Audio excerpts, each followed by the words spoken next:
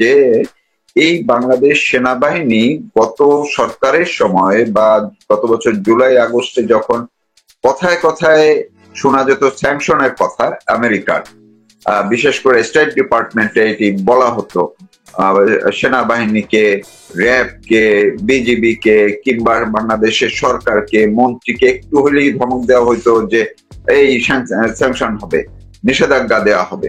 তাহলে গোপালগঞ্জে যে হত্যাকাণ্ডটা হলো সেনাবাহিনী যেটি করলো, এখন কি সেনাবাহিনী এবং এটির দায়িত্ব সরকারের, এই ক্ষেত্রে স্যাংশনের কোনো আলামত আছে কিনা বা কোনো ধরনের কোনো কিছু আপনি টের পাচ্ছেন কিনা বা কোনো প্রতিক্রিয়া এখন পর্যন্ত কিছু আছে কিনা? যে কথাটা এখানে খুবই প্রযোজ্য বলা, সেটা আমি বলে রাখি যে বাংলাদেশের গত 18 সন থেকে স্টেট ডিপার্টমেন্টের যে বাংলাদেশ সম্বন্ধে যে বিষয়গুলো কথা বলা হতো, এটা আসলে আমেরিকান অ্যাক্টিভিটিস ছিল, সরাসরি বলি আমেরিকান অ্যাক্টিভিটিস।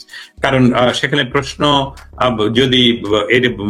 এরকমও হতো যে কথার কথা যে পিটার হাঁস, একজন বলছে ওনাকে হাঁসের মতন কেটে খেয়ে ফেলবো, সেটাও তারা প্রতিক্রিয়া জানায়, কারণ এটা তাদের প্রয়োজন, মানে এটা তারা মেটিকুলাসলি ডিজাইন তো তারাই তৈরি করছে, অতএব এটা যে বাংলাদেশ সম্বন্ধে বলতে হবে। এবং সেখানে এক চেয়ারম্যান বলছে যে মার্কিন সাম্রাজ্যবাদ নিপাত যাক, সেটা আর নিয়মনীয় হতো।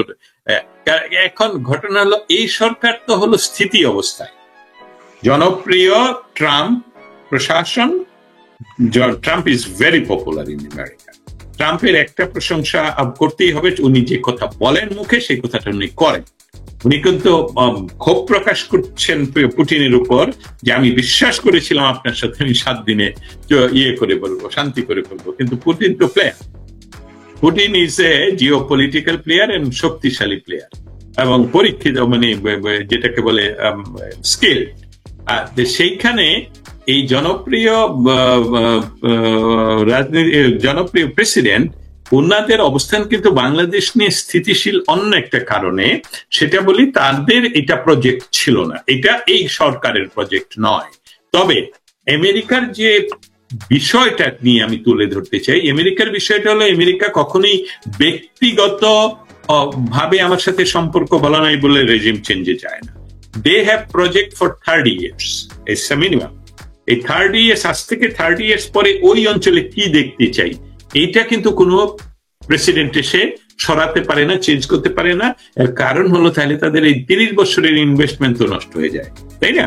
অতএব আপনি একটা বিষয় লক্ষ্য করবেন, প্রেসিডেন্ট ট্রাম্প ক্ষমতা নেওয়ার সাথে সাথেই উনি প্রথম সপ্তাহে বললেন $29 মিলিয়ন বাংলাদেশের 2 জনের নামে দেওয়া হলো। এটা কি বিষয়, এটা একটু খুঁজে টুজে দেখুন।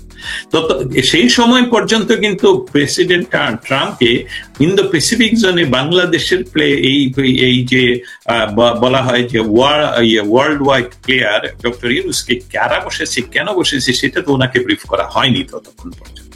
যখন এটা ব্রিফিং এ চলে আসছে, বাইডেন, স্লিপি বাইডেন বলেন, তো উনি স্লিপি বাইডেন বলেন এবং সিএনএন কে ফেক নিউজ বলেন যে করছে, আচ্ছা দেখা যাক ওইখানে কি হচ্ছে আমাদের ওইখানে। তাতে বিষয়টা হলো তারা দেখছে যে সুবিধা আমেরিকা পাচ্ছে, এই সরকারের এজেন্ডা না। এই জন্য তারা এইভাবে যে আজকে নতুন ভিসা নীতি, আমকটা র্যাবের বিরুদ্ধে স্যাংশন, 2টা পুলিশ অফিসার বিরুদ্ধে স্যাংশন, আর্মি প্রধানের উপর sanction. Do you understand? This is their activities, এটা তাদের অ্যাক্টিভিটি। এটা শুধু ওই ব্যাটারে তারাই পয়সা দিত, আসা তারাই আগে বলে দিত তুমি এই প্রশ্ন আজকে করো, আর প্রশ্ন করার জন্য প্রয়োজন ছিল না। তো তৎকালীন বা বাংলাদেশ যারা পরিচালনা করতো তারা এমন কথা বলতো, ওইটাই প্রশ্ন হয়ে যেত প্রতিদিনই। ইউএস এর বিরুদ্ধে একটা কথা বলা, আমি তো ভেবেছে খেয়ে যেতাম যে ওকে তো প্রশ্ন তো রেডি, উত্তরও রেডি। আমি যেটা বোম ফাটাই সেটা নিয়ে আমাকে আসলে মানে অনেকটা, আমি তো আসলে এখনো লেখা শুরু করার সময় পাইনি। এটা নিয়ে আমাকে কঠিন সমস্যা তৈরি হতে ছিল। সেটা হলো যে বাংলাদেশে আমেরিকান যে রাষ্ট্রদূত বা এম্বাসি, তারা ডয়চে ভেলের একটা নিউজ শেয়ার করে তাদের ফেসবুকে। আমি পরের দিনই গিয়ে এটা ছবি দেখে প্রশ্ন করি যে ইউএস এম্বাসি বাংলাদেশে কি রাজনীতি করে কিনা। কারণ যদি তারা রাজনীতি না করে তাহলে আমার সংবাদ তারা শেয়ার করে না, তারা ডয়চে ওয়েলের সংবাদ শেয়ার করলো কেন? তারা তো একটা নির্দিষ্ট পত্রিকার সংবাদ শেয়ার করার কথা নয়, তারা তো নিজেদের উইং আছে, নিজেরা প্রডিউস করতে পারে সংবাদ। উনি বললেন প্রথম থেকে, I do not know this right now, কিন্তু আমি তোমাকে উত্তর দেব। আমাকে সেই রাতে বলবো বহু কিছু হয়েছে। বাংলাদেশ এম্বাসি, বাংলাদেশ থেকেও আমাকে ফোন করা হয়েছিল, আমি তাদের সাথে কমিউনিকেট করিনি, আমি তাদেরকে বলছি যে I don't want to talk to you. কিন্তু এই যে সাহসিকতার কথা আর কি, যে এটা একদম ভিত অনেকটা নড়ে টরে বসে, যারে সব করলি তো পরে 2 ঘন্টার ভিতরে ওরা সরিয়ে ফেলে, কিন্তু সত্যি সরিয়ে ফেলে, আচ্ছা একদম সরিয়ে ফেলে। সো অতএব অনেক কিছু বিষয় আছে যে এই বিষয়গুলো আমরা দেখি, বুঝি, কিন্তু অফ দ্য রেকর্ড আমরা এটা সম্ভব নয়। তবে অবস্থাটা হলো স্থিতিশীল। এটা হুট করে করা যাবে না যে এখানে বাংলাদেশে আমরা, যেমন আমি আরেকটা উদাহরণ দিয়ে শেষ করব। যেদিন স্টেট ডিপার্টমেন্টের মুখপাত্র বললেন যে ঘোষণা বাংলাদেশের জন্য নতুন ভিসা নীতি ঘোষণা করা হবে, আমি 3rd 4th রথে, সামনে আমাদের সামনের রথে 2য় 3য় রথে সবসময় পৃথিবীর সকল নামি দামি সাংবাদিকরা বসে, যাদেরকে আমরা দেখতে পাই বিভিন্ন টেলিভিশনে। সেখানে একদম সামনের সারির প্রথম ডান দিকের ফার্স্ট সিটে যিনি বসা, আমি ওনার ইচ্ছা করি ওনার নামটা এখন বললাম না, খুব সিনিয়র সাংবাদিক, উনি বলছেন মিথ্যা কথা। ম্যাথিউ মিলার থেমে হেসে দিয়ে বলে যে কি মিথ্যা কথা, যে তুমি যেটা বলছো সেটা পুরো মিথ্যা কথা। তুমি বলছো নতুন ভিসা নীতি, আমেরিকাতে নতুন ভিসা নীতি করতে তো পার্লামেন্টে যেতে হয়, পাশ করাতে হয়, তুমি নিজে নতুন ভিসা নীতি তৈরি করলা কিভাবে? তুমি যেটা বলছো এটা আমেরিকার আজকে 50, 60, 100 বছর পুরাতন ভিসা নীতি, যেটাকে তুমি বলছো এখন বাংলাদেশের জন্য আমরা প্রয়োগ করব। এটা নতুন ভিসা নীতি নয়, এটা বোধহয় 8C সামথিং নাম্বার এখন, বা 10C।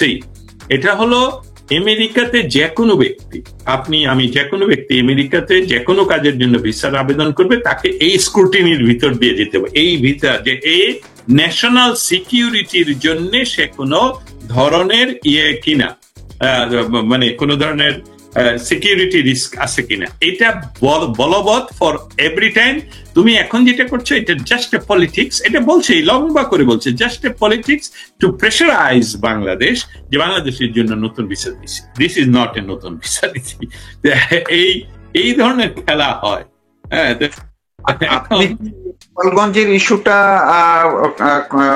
প্রশ্ন করার এখন পর্যন্ত সুযোগ পেয়েছেন বা করবেন? সরাসরি ফিজিক্যালি প্রশ্ন করার সুযোগ হয়নি, কিন্তু আমি লিখিতভাবে সাবমিট করেছি। যেহেতু আজকে উইকেন্ড হয়ে গেল, আমি প্রতিনিয়তই লক্ষ্য রাখছি তারা কোনো আমি এখনই দেখিনি না, এখনো পর্যন্ত কোনো উত্তর আসেনি। তবে যখনই সুযোগ হবে তখনই করবো, আমার তো সমস্ত কিছু রেডি। আমি ছিলাম বৃহস্পতিবার দিন ছিলাম প্রায় 2 ঘন্টা ব্যাপী ইয়েতে, কিন্তু সেদিন সিরিয়া নিয়ে আমাদের অনেক প্রায় 20-25 জন সাংবাদিক উপস্থিত ছিল, তারা খুবই হাই লেভেল সাংবাদিক, সো উনাকে তুলোধুনো করে ফেলে আর কি। তারপর আর সময় করে উঠে জানি, তবে এটা যদিও ওই দিন করতে পারলে বেটার হতো, but it is already record. আমি আজকেও জেনেছি যে বাংলাদেশ সেনাবাহিনী যেমন গোপালগঞ্জে অভিযান চালাচ্ছে, পাশাপাশি সেনাবাহিনীর ভিতরে অর্থাৎ ক্যান্টনমেন্টের মধ্যেও একটা বড় ধরনের শোরগোল চলছে, এবং আপনার কাছেও নিশ্চয়ই কিছু নতুন খবর আমরা পাবো, মানুষকে জানাতে পারবো। আপনি যদি একটু বলেন এখন কি ঘটছে সেনাবাহিনীর ভিতরে বা কি চলছে এই গোপালগঞ্জের অভিযান নিয়ে, হত্যাকাণ্ড নিয়ে। ইতিমধ্যে এটা সার্বিকভাবে প্রমাণিত যে এই মেটিকুলাসলি ডিজাইনের অংশের মূল কারিগর বা ঠিকাদার হলো বাংলাদেশ আর্মি, বাংলাদেশ সেনাবাহিনী। কারণ যে মার্চ টু গোপালগঞ্জে যাচ্ছে, এটা তো উগ্রবাদ। এটাকে আপনারা বাংলাদেশ সেনাবাহিনী আপনারা শুধু সাপোর্ট করছেন না, তাদের পক্ষ নিয়ে সেদিন সাধারণ মানুষের উপর গুলি চালালেন। গুলি চালানোর ভিডিও ফুটেজ, আমরা মন গড়া কথা বলছি না, সেই ভিডিও ফুটেজ আপনারা আল জাজিরার যে ছবি আমরা দেখতে পেলাম, এই ছবিটা আসলে অন্য কারো কাছ থেকে আমরা পাইনি, আল জাজিরার কাছ থেকে ট্যাঙ্ক দিয়ে যেভাবে চতুর্দিকে আগুন, এটা তো আমরা বৈরুতে এরকম দেখছি না, আমরা যেটা দেখতে পাচ্ছি গাজাতে এরকম দেখতে পাচ্ছি। হ্যাঁ, আমরা এই যে গোপালগঞ্জকে যে একটি গাজাতে রূপান্তরিত করলো ডক্টর ইউনূসের তো এই মেটিকুলাসলি ডিজাইন সরকার, কিন্তু এখন যে কথাটা বলছিলাম যে আমরা কি মরিয়া প্রমাণ করি জীবিত ছিলাম না, আর প্রমাণের প্রয়োজন নেই, আর এসিড টেস্টের প্রয়োজন নেই যে এই বাংলাদেশের ক্ষমতার পরিবর্তনের মৌলিক কারিগর ঠিকাদার বাংলাদেশ। আর কোনো টেস্টের প্রয়োজন নেই তো, কারণ 3 তারিখে আপনারা ডিজাইনের অংশ হিসেবে কাজ করেছেন। আপনারা বাংলাদেশের তৎকালীন সরকারের রাজনৈতিক উইংকে বলেছেন যে আপনারা রাস্তায় 5 তারিখে আসবেন না, তাতে এগুলা হবে, দুই পক্ষের মারামারি হবে, এটা আমরা চাই না, আমরা তাদেরকে কন্ট্রোল করতে পারবো।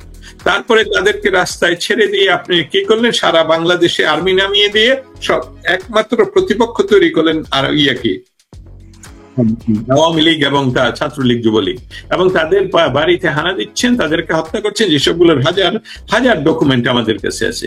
তারপরেও আবার আপনি ওয়াকার সাহেব 2 বার এসে বললেন নো মোর, হ্যাঁ, এনাফ ইজ এনাফ। এসবগুলো কিন্তু সবই হলো যাতে করে কোন ধরনের প্রতিরোধ গড়ে তুলতে না পারে আওয়ামী লীগ, এবং আওয়ামী লীগ সেটা বিশ্বাস করে গেছে, বাংলাদেশের জনগণ সেটা বিশ্বাস করে গেছে। কিন্তু আপনারা যে আসলে কুমির, যে আসলে শেয়াল, আসলে ধূর্ত, এবং সেটার প্রমাণ আপনার ধৈর্যের বাঁধ আপনাদেরই ভেঙে গেল যখন জনগণ রাস্তায় নেমে আসলো। বিশ্লেষণটা করে দিই, নিবন্ধিত থাকুক আর না থাকুক, বাংলাদেশের প্রচলিত আইন মেনে তারা বাংলাদেশের প্রত্যেকটি অঞ্চলেই তারা তাদের প্রচার করবে, এটা মৌলিক স্বাধীনতা। যদিও বাংলাদেশ আওয়ামী লীগের এই মৌলিক স্বাধীনতাকে তারা হবে সরকারি, আমাদের কোন সরকারি দল নেই, তাহলে সরকারের সমস্ত প্রোটোকল আপনারা কিভাবে দেন এই পার্টির এই কয়েকজন মানুষকে? এবং তারা এখন সিচুয়েশনটা আরেকভাবে বিশ্লেষণ করে, তারা গেল সেখানে পদযাত্রা সব জায়গায়, এখানে মিলিটেন্ট ওয়ার্ড ইউজ করে তারা গেল এখানে কি মার্চ টু গোপালগঞ্জ, এবং তাদের নেতারা বুলডোজার কোথায় পাওয়া যায় এবং কোথায় সবগুলো কন্ট্রাক্ট করলো, এবং সেখানে নেতাদের যখন পৌঁছতে পারলো না তখন আর্মির সাহায্যে তারা পৌঁছার পর স্টেজে উঠে যখন তারা জাতির পিতার উপর তারা অকথ্য ভাষায় কথা বলছে, তখন চতুর্দিক থেকে কারণ ওনাদের মিটিং এ ছিল তাদের গুন্ডা পান্ডা যেসবগুলো বাংলাদেশের চেহারা দেখা যায় না, তাদের হাতে ককটেল, চতুর্দিক থেকে মানুষ তাদেরকে আক্রমণ করে তাদের মিটিং ভণ্ডুল করে দেয়।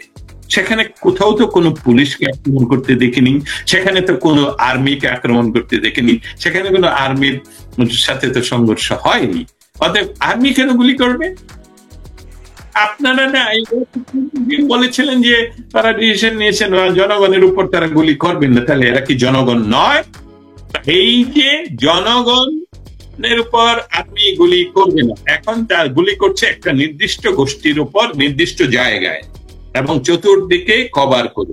অতএব এই এনক্লেভটা বাংলাদেশের অংশ কি নয়?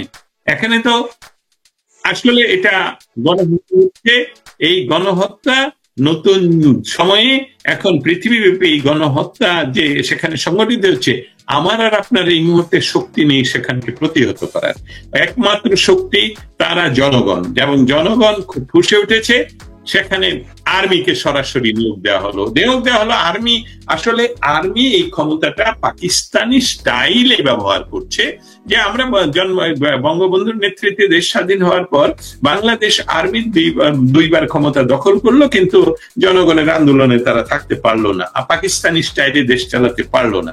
এখন এটা পুরাপুরি হলো পাকিস্তানি একটা প্রজেক্ট, যে পাকিস্তান যেভাবে তার 47 সনে জন্মের পর থেকে আজ পর্যন্ত সেখানে একজন ইমরানকে নিয়ে আসে, আরেকবার আরেকজনকে নিয়ে আসে, এখন আরেকজনকে নিয়ে আসে, তাদেরকে 5 বছর কভার করতে দেয় না, তাদেরকে একটা নির্বাচনের মাধ্যমে নির্বাচিত করে ক্ষমতায় বসে এবং তাদের কথায় চলে। সেই একই প্রজেক্ট বাংলাদেশে এই আর্মি কায়েম করছে, কারণ এটা এই প্রোডাক্ট, এই পুরো আর্মিটাই এখন জামাত নিয়ন্ত্রিত। বা জামাত যদি আপনারা কেউ বলেন আমি রাজনৈতিক কথা বলছি, ভুলে যান, জামাত জঙ্গিবাদ নিয়ন্ত্রিত। যেই জঙ্গিবাদের সাথে হলো বাঙালির সার্বভৌমত্ব, আমাদের 4 স্তম্ভ, আমাদের ধর্ম নিরপেক্ষতা, এই সকল গুলো না 71। তাহলে শেখ মুজিবের বাড়ি তুমি ভাঙবে কেন? না হলে তুমি কারণ তোমার রাজনীতি যদি হয় ক্ষমতার রাজনীতি, তাহলে অবশ্যই তুমি যেরকম শেখ হাসিনার বিরোধী, অবশ্যই আমরা দেখতে পাচ্ছি এখন বিএনপি বিরোধী। I have no problem with that, nobody has any problem with that। কিন্তু খবর কি হলো, 71 মুছে দিতে হবে, সব 71 ভেঙে দিচ্ছে বঙ্গবন্ধুর বিরুদ্ধে তোমাদের কথা থাকার তো কোনো কারণ নেই, কোনো কারণ নেই। অতএব এই কারণটা হলো এই আর্মি, তারা এই গুলো অসভ্য ছেলেকে সামনে রেখে তারা ক্ষমতার পরিপক্ক থাকতে চায়, যেটা কভার আপ করতে চায়। একটা বিষয় হলো যে পাকিস্তানি স্টাইলে আর্মি ক্ষমতায় থাকবে।